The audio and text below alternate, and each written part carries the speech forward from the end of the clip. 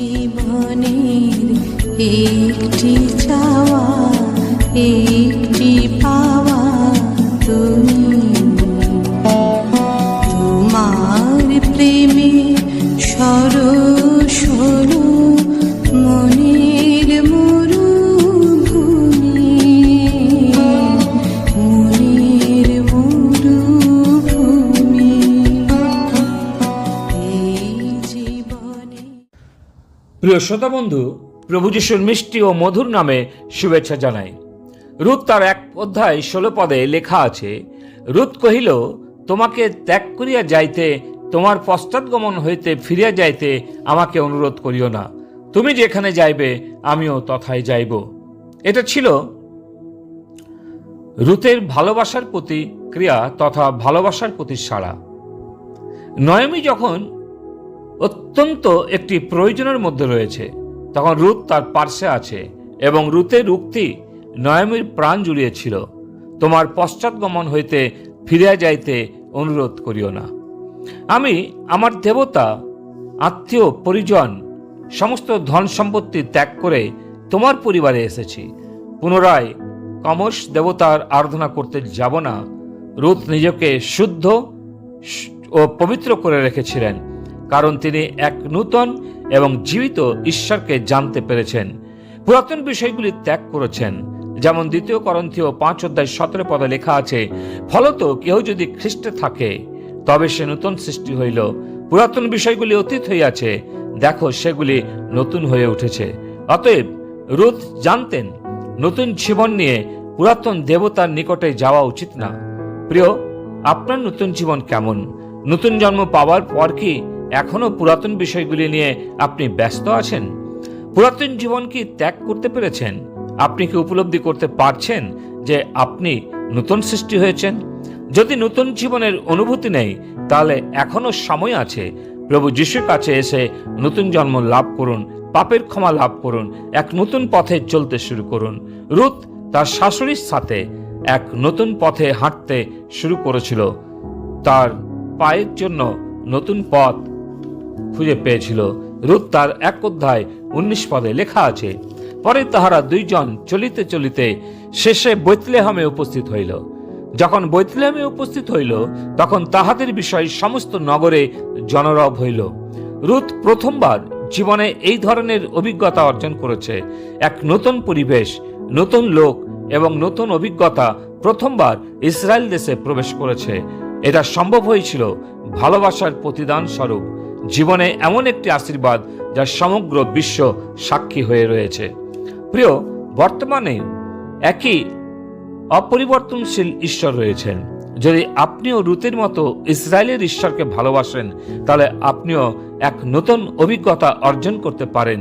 রূৎ নম্রতায় পরিচর্যায় রত ছিলেন নয়মের প্রতি। হ্যাঁ, পরিচর্যাতে নম্রতা না থাকলে আশীর্বাদ পাওয়া যায় না। রূৎ তার 1 অধ্যায় 8 পদে লেখা আছে, নয়মি বলছেন, মৃতদের প্রতি ও আমার প্রতি তোমরা যেরূপ দয়া করিয়াছ, সদাপ্রভু তোমাদের প্রতি তদ্রূপ দয়া করুন। নয়মি রূতের সাক্ষ্য আত্মীয়দের বলে শুনিয়েছিলেন।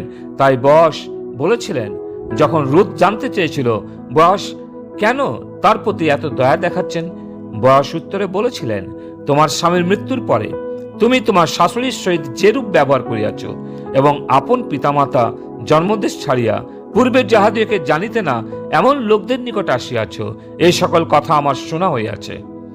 অতি চমৎকার উজ্জ্বল সাক্ষ্য অনেকের মন প্রাণ স্পর্শ করেছে। আজ আমাদের প্রশ্ন করা উচিত, আমাদের সাক্ষ্য কেমন? আমাদের জীবন সাক্ষ্য কি কাউকে স্পর্শ করছে? আমার পরিবার, আপন লোকজন আমার সম্বন্ধে কেমন সাক্ষ্য দিচ্ছে? রূৎ একটি নির্ণয় নিয়েছিল যে সে বেথলেহেমে যাবে, আহারের সন্ধানে নয়, কিন্তু ইসরায়েলের ঈশ্বরের অনুগামী হতে। যদিও নয়মের 2টি পুত্র বোধহয় মোয়াবিয়া ছিল, কিন্তু তারা জানতো শাশুড়ির যত্ন কিভাবে নিতে হয়। উভয় পুত্রবধূর কাছে বেছে নেওয়ার সুযোগ ছিল, কিন্তু রূৎ ও অর্পা সঠিক বেছে নিয়েছিল তারা ইসরায়েলি যুবককে বিবাহ করবে। প্রত্যেকটি মানুষের জীবনে একটি ক্রস রোড আসে এবং অত্যন্ত কঠিন পরিস্থিতির সম্মুখীন হতে হয় নির্বাচনের ক্ষেত্রে। রূৎ সঠিক নির্বাচন করেছিল। অনেকে আজ ভুল সিদ্ধান্তের শিকার হয়েছেন এবং আফসোস করছেন, বিশেষ করে বিবাহ ক্ষেত্রে। জানি না আপনার বৈবাহিক জীবন কেমন। যদি সুখের না হয়, দুঃখের জীবন কাটাচ্ছেন, তাহলে আজকে প্রভু যিশুর কাছে আসুন। এক নতুন পথে চলতে শুরু করুন। ঈশ্বর আশীর্বাদ করবেন। বয়সের সাথে রুথ সহনাগরিকত্ব পেয়েছিল এবং ইসরায়েলীদের সহিত থাকার অধিকার পেয়েছিল। ঈশ্বর প্রভু যীশু খ্রিস্টতে প্রতিটি বিশ্বাসীকে অধিকার দিয়েছেন। এফেসীয় 1:19 লেখা আছে, অতএব তোমরা আর অসম্পর্কীয় ও প্রবাসী নও, কিন্তু পবিত্রগণের সহপ্রজা এবং ঈশ্বরের বাটির লোক। অতএব বিশ্বাসীর যেন পরজাতীয়দের মতো না চলে। সত্য বলতে বর্তমান সময়ে বেশিরভাগ ক্ষেত্রে খ্রিস্টান আর অন্য জাতির মধ্যে পার্থক্য দেখতে পাওয়া যায় না, কিন্তু রুথ আমাদের কাছে আদর্শ। জীবনের দুঃখ কষ্টের মধ্যেও নিজের সাক্ষ্য ধরে রেখেছিলেন। শুধু নিজের জীবনের আশীর্বাদ পেয়েছেন এমন নয়, কিন্তু সমগ্র বিশ্বে আশীর্বাদ এনে দিয়েছেন। আসুন আমরাও অন্যের আশীর্বাদের কারণ হই, যেমন রুথ অপরের আশীর্বাদের কারণ হয়েছেন। প্রভু তিনি তার বাক্যে আমাদের প্রত্যেককে আশীর্বাদ করুন।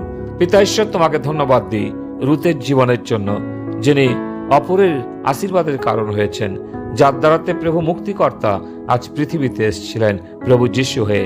তোমাকে ধন্যবাদ দিই যে প্রভু যিশুতে তুমি আমাদের স্বর্গের নাগরিকত্ব দিয়েছ। তাই সমস্ত আশীর্বাদের জন্য তোমার কাছে কৃতজ্ঞ হই। প্রার্থনা মুক্তিদাতা প্রভু যিশুর নামে চাই, আমিন। এই জীবনের একটি চাওয়া, একটি পাওয়া,